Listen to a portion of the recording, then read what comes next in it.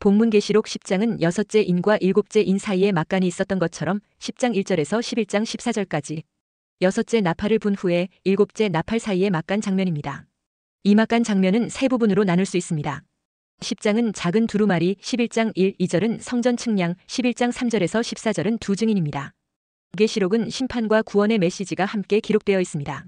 세상에 대해서는 심판의 메시지, 신자들에 대해서는 구원의 메시지, 막간의 장면은 성도들을 위한 위로와 용기를 주는 메시지입니다. 오늘 본문의 1, 2절은 힘센 다른 천사를 소개하고 3절에서 7절은 힘센 다른 천사의 선포와 활동을 통해 그가 가진 작은 두루마리 책의 의미를 설명하고 8절에서 11절은 요한이 그 작은 두루마리 책을 먹는 내용을 말씀하고 있습니다. 계시록의 말씀은 단순히 미래의 비밀을 푸는 것이 아니며 우리 개인의 구원에 초점이 맞추어진 것도 아닙니다. 이 말씀은 창조로 시작해서 예수 그리스도의 십자가로 완성하신 구원의 언약이 핵심입니다. 그것은 이미 하나님께서 창세전에 언약하시고 예수 그리스도를 통해 이루시는 하나님의 섭리입니다. 이것이 하늘의 관점에서 땅의 실체를 드러낸다는 것을 계시로서 알려주고 있습니다. 그러니까 하나님의 구원의 복음을 우리에게 알리고 계신 것입니다. 오늘 본문은 여섯 번째 나팔 불기와 일곱 번째 나팔 불기 사이에 있는 삽입구입니다. 여섯 번째 나팔 재앙에 대한 이야기를 마치고 10장과 11장은 삽입구입니다. 두루마리 책에 인을 때는 이야기에서 삽입구가 중요하였듯이 나팔 불기에서도 삽입구는 중요한 것을 추가하여 설명하고 있습니다. 인을 때는 이야기의 삽입구는 교회 이야기였습니다. 그런데 나팔 불기에서의 삽입구는 책에 대한 이야기입니다.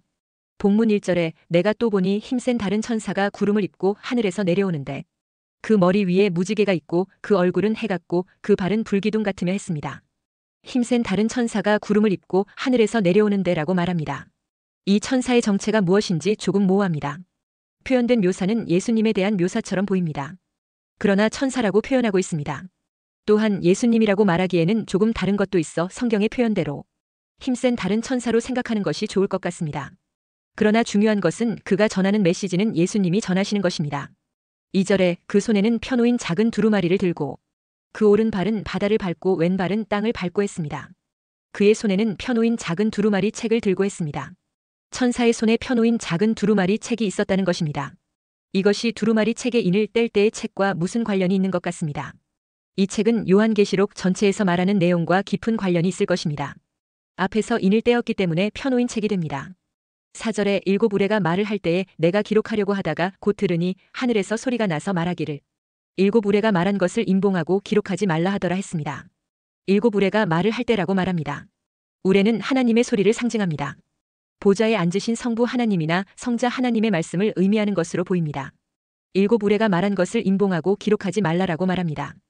요한은 지금까지 일곱 교회에 대한 것이나 그 이후 되어지는 일을 계속 기록하고 있었습니다. 그런데 왜 우레소리는 기록하지 말라고 말씀하는 것일까요? 이것은 어떤 특별한 비밀을 의미하려고 하는 것 같지는 않습니다.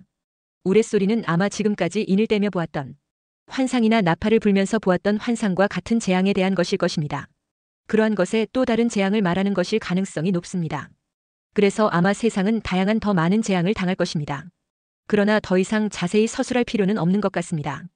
사람들은 그러한 다양한 재앙이 있다는 것만 알고 구체적으로는 알지 못하여도 되기 때문에 기록하지 말라고 말씀하신 것으로 보입니다. 그리고 7절에 일곱째 천사가 소리내는 날 그의 나팔을 불려고 할 때에 하나님이 그의 종 선지자들에게 전하신 복음과 같이 하나님의 그 비밀이 이루어지리라 하더라 했습니다. 선지자들에게 전하신 복음과 같이 하나님의 그 비밀이 이루어지리라고 말합니다. 하나님께서 말씀하신 이러한 모든 것은 일곱째 천사가 나팔을 부는 시점, 곧 예수님의 재림 때에 그대로 다 성취될 것입니다. 지금까지 말한 책의 내용이 다 이루어진다는 것입니다. 이것을 아는 것이 중요합니다. 첫째, 사도 요한은 작은 두루마리 책을 든 천사를 보게 됩니다. 힘센 다른 천사의 모습에 대한 묘사 속에 예수님에 대한 묘사들이 많이 나옵니다. 본문 1, 2, 3절에 내가 또 보니 힘센 다른 천사가 구름을 입고 하늘에서 내려오는데 그 머리 위에 무지개가 있고 그 얼굴은 해 같고 그 발은 불기둥 같으며 그 손에는 펴놓인 작은 두루마리를 들고 그 오른발은 바다를 밟고 왼발은 땅을 밟고 사자가 부르짖는 것 같이 큰 소리로 외치니 그가 외칠 때에 일곱 우레가 그 소리를 내어 말하더라 했습니다. 본문 1절에 힘센 다른 천사는 예수님을 묘사하는 상징적인 표현입니다.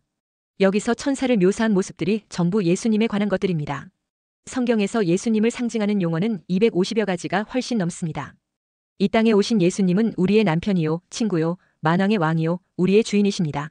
그러니까 예수님을 묘사하기 위해서 때로는 왕으로, 천사로, 때로는 남편으로, 반석으로도 묘사하는 것입니다. 천사는 하나님의 일을 행하는 자입니다. 천사는 하나님의 말씀을 전하며 하나님의 백성을 위해 싸우는 일을 행하였습니다. 예수님을 천사로 묘사한 것은 예수님께서 하나님의 일을 마무리 지으시고 계시록의 말씀을 주시며 자기 백성을 보호하시고 그들을 위해 대신 싸우실 것임을 나타내 줍니다.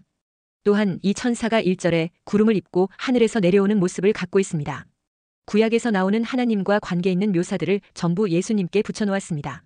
구약 성경을 보면 종종 하나님께서 빽빽한 구름 가운데 임재하시는 것으로 기록하고 있습니다. 출애굽기 19장 9절에 여호와께서 모세에게 이르시되 내가 빽빽한 구름 가운데서 내게 임함은 했습니다. 출애굽기 34장 5절에 여호와께서 구름 가운데에 강림하사 그와 함께 거기 서서 여호와의 이름을 선포하실세 했습니다. 이런 표현이 무엇을 의미합니까? 첫째는 예수님이 하나님이심을 나타내주고 있습니다.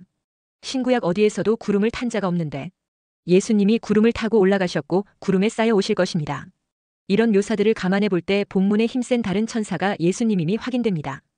계시록 1장 7절에 볼지어다 그가 구름을 타고 오시리라 각 사람의 눈이 그를 보겠고 그를 찌른 자들도 볼 것이요 땅에 있는 모든 족속이 그로 말미암아 애곡하리니 그러하리라 아멘 했습니다. 이것이 무엇을 의미합니까? 예수님은 약속대로 꼭 시행하신다는 것입니다. 예수님은 구름 타고 승천하실 때 천사가 나타나서 본 그대로 오시리라고 했습니다. 또한 1절에 그 머리 위에 무지개가 있고 했습니다. 이 모습은 언약을 온전히 이루는 모습입니다. 무지개는 노아 홍수 심판 후 하나님께서 더 이상 물로 심판하지 않으심을 나타내는 언약의 징표입니다. 무지개는 언약의 성취를 나타내 줍니다. 창세기 9장 13절에 내가 내 무지개를 구름 속에 두었나니 이것이 나와 세상 사이의 언약의 증거니라 했습니다. 하나님이 세우신 최고의 언약은 창세기 3장 15절에 여자의 후손 언약입니다. 즉 십자가에 희생당하실 예수님의 속죄의 언약인 것입니다. 하늘 보좌에 앉으신 예수님의 모습에 이 언약이 상징인 무지개가 있습니다. 계시록 4장 3절에 앉으신 이의 모양이 벽옥과 홍보석 같고 또 무지개가 있어 보좌에 둘렸는데 그 모양이 녹보석 같더라 했습니다. 그리고 이 힘센 다른 천사의 모습이 1절에 그 얼굴은 해 같고 했습니다. 그 얼굴은 해같이 빛난다는 것입니다. 구약은 하나님을 태양으로 묘사합니다. 하나님께 붙일 수 있는 표현을 예수님께 적용시킨 것입니다. 말라기를 보면 메시아께서 오실 것을 예고하며 말라기 4장 2절에 공의로운 해가 떠올라서 치료하는 광선을 비추리니 했습니다. 그러므로 여기서 말하는 해는 예수님의 영광을 의미합니다. 변화산에서 제자들이 예수님의 본래의 영광을 보았습니다. 마태복음 17장 2절에 그들 앞에서 변형되사 그 얼굴이 해같이 빛나며 옷이 빛과 같이 휘어졌더라 했습니다. 계시록 1장 16절에도 예수님의 모습을 그 얼굴은 해가 힘있게 비치는 것 같더라 했습니다. 그리고 1절에 그 발은 불기둥 같으며 했습니다. 발은 심판의 상징입니다. 초림의 예수님은 고난당하시는 낮은 모습으로 나타나셨습니다. 그러나 재림의 예수님은 영광 중에 심판주로 오십니다. 계시록 1장 15절에는 그의 발은 풀무불에 단련한 빛난 주석 같고 그의 음성은 많은 물소리와 같으며 했습니다. 또한 2절에 그 손에는 펴놓인 작은 두루마리를 들고 했습니다. 여기서 펴놓인다는 것이 완료 분사형입니다. 즉 완전하게 열려있다는 뜻입니다. 원하는 모든 사람에게 계시록의 작은 두루마리가 완전하게 열려 있으니 깨달으라는 것입니다. 그러면 왜 작은 두루마리라고 했을까? 원문에는 극히 작다고 되어 있습니다. 작은 두루마리라는 것은 멸시받고 무시받고 볼 것이 없는 것을 의미합니다. 계시록이 역사 속에 무시와 외면당할 것을 의미합니다. 마틴 루터조차 한때는 계시록이 정경이 아니라고 했습니다. 그리고 처음에는 라오디게아 종교회의에서 아예 계시록을 정경에서 빼버렸습니다. 그렇게 멸시를 당했습니다. 오늘 이 시대도 비슷합니다. 계시록을 손대면 마치 큰일 나는 것처럼 외면하는 경향이 있습니다. 그러나 이 작은 두루마리 계시록을 완전히 소화해야 합니다. 먹어버려야 합니다. 알아야 시대를 분별할 수 있고 알아야 말세에 승리할 수 있기 때문입니다. 계시록은 역사의 결론입니다. 계시록을 봐야 세상 이치를 볼 수 있습니다. 영적 세계를 볼 수 있습니다. 예수님의 손에 있는 펼쳐진 작은 두루마리를 보고 깨달으라는 것입니다. 그리고 2절에 그 오른발은 바다를 밟고 왼발은 땅을 밟고 했습니다. 바다를 밟았다는 것은 정복을 의미합니다. 바다는 세상입니다. 즉 예수님께서 바다와 땅 즉 이 세상을 완전히 지배하셨다는 것입니다. 마태복음 28장 18절에 예수께서 나와 말씀하여 이르시되 하늘과 땅의 모든 권세를 내게 주셨으니 했습니다. 그리고 3절에 사자가 부르짖는 것 같이 큰 소리로 외치니 했습니다. 바다와 땅을 밟고 계신 예수님께서 마치 사자와 같이 부르짖었습니다. 아모스 3장 8절에 사자가 부르짖은즉 누가 두려워하지 아니하겠느냐. 주 여호와께서 말씀하신즉 누가 예언하지 아니하겠느냐 했습니다. 천지를 울리는 이 주님의 부르짖음 앞에 악인들은 두려워할 것이나 구원받을 우리는 오히려 예수님의 위엄 안에서 잠잠히 평안을 누리게 되는 것입니다. 그리고 3절에 그가 외칠 때에 7우레가 그 소리를 내어 말하더라 했습니다. 천사가 외칠 때 그 뒤에 7우레를 발했다는 것입니다. 7우레 소리였지만 각기 다른 소리였기에 요한은 그 의미를 알았다는 것입니다. 둘째로 사도 요한은 천사의 맹세를 듣게 됩니다. 본문 5, 6절에 내가 본 바 바다와 땅을 밟고 서 있는 천사가 하늘을 향하여 오른손을 들고 세세토록 살아계신 이곳 하늘과 그 가운데에 있는 물건이며 땅과 그 가운데에 있는 물건이며 바다와 그 가운데에 있는 물건을 창조하신 이를 가리켜 맹세하여 이르되 지체하지 아니하리니 했습니다. 하나님은 세세토록 살아계신 분이시며 천지 만물의 창조자이십니다. 그분만이 참 하나님이십니다. 그분만이 세상 역사의 주관자이십니다. 종말 세계의 심판은 그분의 손에 달려 있습니다. 세상의 창조주만이 세상을 심판하실 수 있는 것입니다. 그렇기 때문에 우리가 바라고 의지할 분은 하나님 한 분밖에 없습니다. 여기서 지체하지 아니하리니라는 말은 시간이 더 이상 없다는 급박한 상황을 나타내고 있습니다. 그 천사가 맹세하면서 말한 내용은 7째 천사의 나팔 소리와 더불어 하나님의 비밀이 성취된다는 것이었습니다. 7절에 7째 천사가 소리내는 날 그의 나팔을 불려고 할 때에 하나님이 그의 종 선지자들에게 전하신 복음과 같이 하나님의 그 비밀이 이루어지리라 하더라 했습니다. 하나님의 비밀이란 예수 그리스도를 통한 인간 구원 계획을 말하는 것입니다. 골로새서 2장 2절에 하나님의 비밀인 그리스도를 깨닫게 하려 함이니 했습니다. 예수님의 동정녀 탄생과 성육신 그리고 그의 십자가 대속의 죽으심과 그의 육체적 부활, 승천, 재림은 모두 다 놀라운 하나님의 비밀입니다. 그러나 이 비밀은 누구에게나 공개된 비밀입니다. 하나님의 비밀은 그것들이 때가 되어 다 이루어졌습니다. 이제 예수님의 재림 하나만 남겨놓고 있습니다. 그런데 그것도 마침내 이제 곧 이루어질 것입니다. 이 세상의 역사는 끝없이 윤회하는 것이 아니고 일직선으로 계속 나아가는 역사입니다. 하나님의 창조로 역사가 시작되고 하나님의 심판으로 끝이 나는 것입니다. 역사는 돌고 도는 원이 아니라 일직선으로 계속 전진해가는 과정이며 하나님의 택함 받은 자를 위한 구속의 역사입니다. 하나님은 뜻을 이루시는 하나님이십니다. 하나님은 세세토록 살아계신 분이십니다. 또한 세상을 창조하신 창조주 하나님이십니다. 그런데 이런 하나님께서 지체하지 아니하신다고 말씀하고 있습니다. 어제나 오늘이나 영원토록 동일하시며 영원한 생명을 주시는 유일하신 하나님.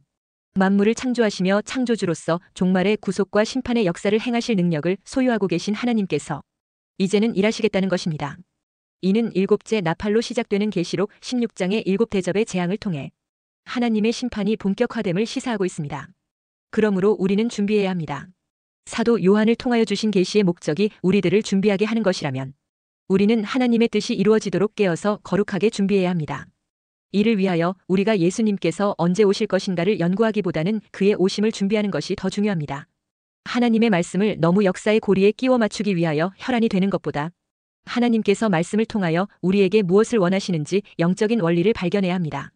그뿐만 아니라 신비한 체험을 통한 주관적인 해석에만 빠지기보다 성결하고 구별된 삶을 추구하며 살아야 합니다.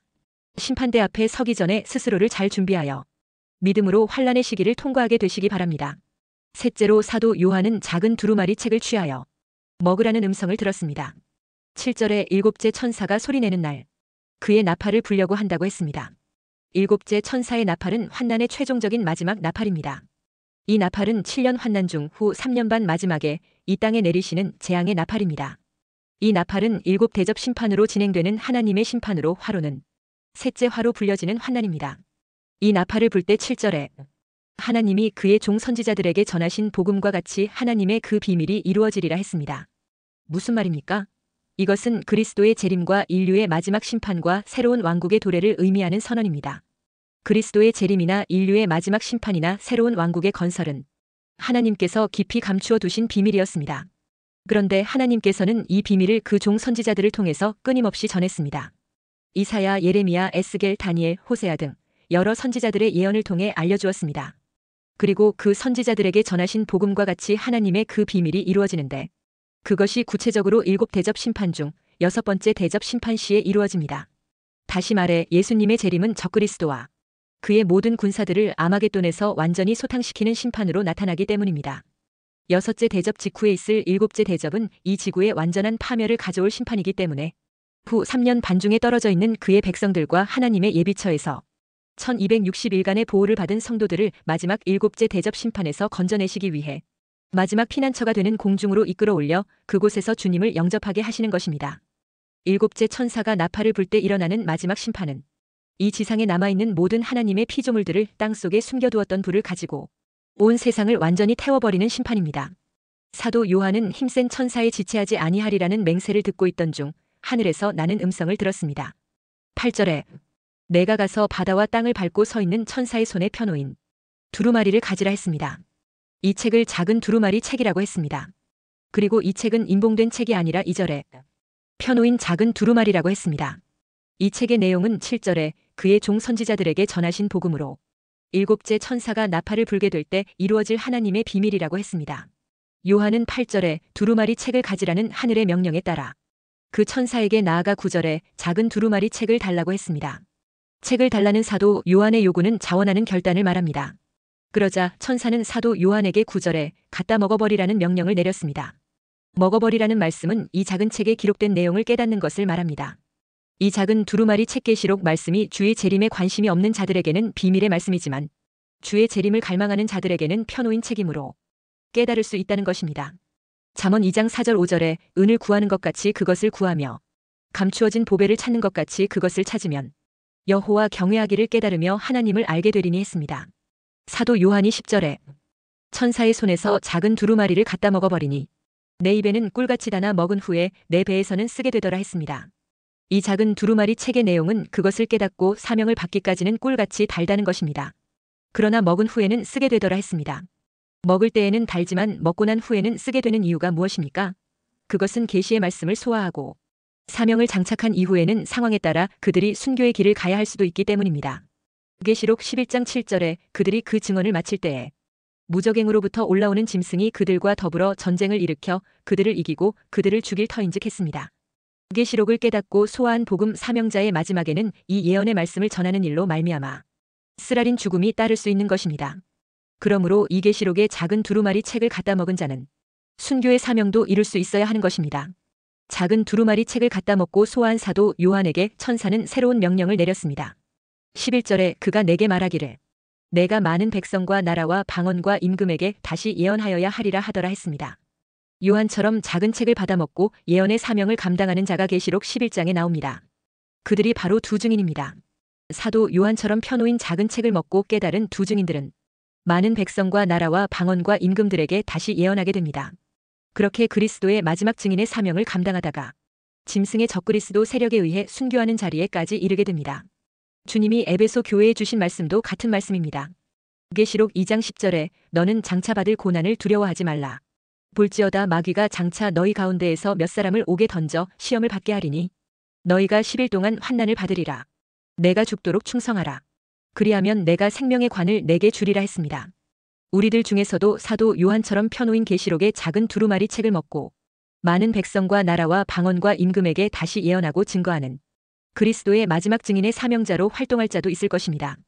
그리하여 생명의 면류관에 나아가는 승리자가 되시기를 주의 이름으로 축원합니다.